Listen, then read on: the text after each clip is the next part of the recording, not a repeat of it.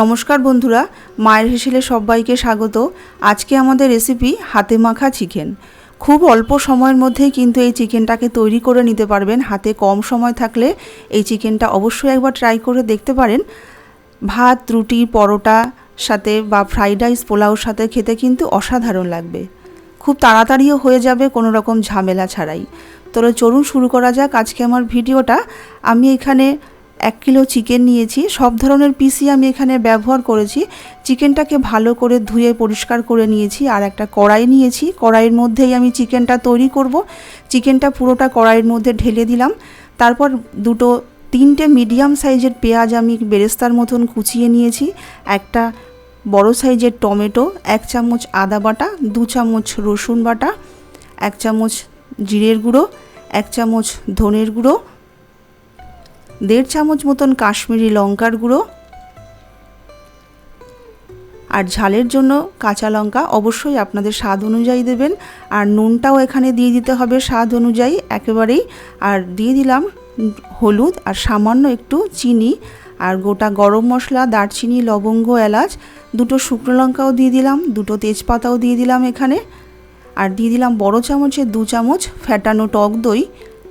এবার সমস্ত কিছু দিয়ে আমি এটাকে ভালো করে মাখবো। আমি রান্নাটা সর্ষের তেলেই করব। 1 কাপের থেকে একটু কম আমি সর্ষের তেল এখানে দিয়ে দিলাম। সর্ষের তেলে রান্নাটা করলেই কিন্তু রান্নার টেস্টটা খুব ভালো আসবে। এইবার সমস্ত কিছু দিয়ে আমি এটাকে মিনিমাম 5 থেকে 7 মিনিট ভালো করে একটু মেখে নেব। এইটার নাম যেহেতু হাতে মাখা চিকেন, যত সুন্দর করে এটা মেখে নেওয়া যাবে তত সুন্দরই কিন্তু এটার টেস্ট হবে।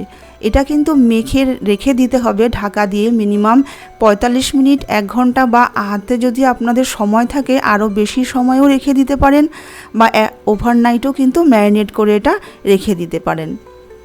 এটা আমি 1 ঘন্টা পর ফিরে আসছি। একটা মশলা বানিয়ে নেব। শুকনো লঙ্কা নিয়েছি একটা, 1 চামচ ধনে নিয়েছি, 1 চামচ গোটা জিরে নিয়েছি, কয়েকটা গোলমরিচ নিয়েছি, স্টার অ্যানিস নিয়েছি একটা, কয়েকটা লবঙ্গ নিয়েছি, আর দারচিনি টুকরো নিয়েছি, আর এলাচ নিয়েছি 3-4টে। এবার একটা ফ্রাই প্যান গরম করে সমস্ত কিছু এই মশলাটাকে একটু ড্রাই রোস্ট করে নিয়ে একটু ঠান্ডা করে নিয়ে তারপরে গুঁড়ো করে নেব। সব শেষে আমরা এই মশলাটা ব্যবহার করব। আমার 1 ঘন্টা হয়ে গেছে। দেখুন চিকেন থেকে কিন্তু কতটা সুন্দর জল ছেড়েছে, পেঁয়াজটাও কতটা সুন্দর নরম হয়ে গেছে। এবার এই কড়াই শুদ্ধই কিন্তু আমরা গ্যাসে বসিয়ে দেব। গ্যাসে বসিয়ে 5 মিনিট হাই ফ্লেমে রেখে এটাকে ভালো করে নাড়াচাড়া করব। 5-7 মিনিট ভালো করে নাড়াচাড়া করার পর যখন চিকেন থেকে একটু জল ছাড়তে শুরু করবে তখন ঢাকা দিয়ে রেখে দেব মিনিমাম 20 থেকে 25 মিনিটের জন্য। মাঝে মাঝে একটু ঢাকনাটা খুলে একটু নেড়ে দেব যেন নিচে লেগে না যায়। 2-3 বার একটু নেড়ে দেব। আমি মাঝখানে একবার একটু নেড়ে দিচ্ছি। দেখুন চিকেন থেকে কতটা জল বেরিয়েছে। এই রান্নায় কিন্তু এক্সট্রা কোনো জলের ব্যবহার হবে না।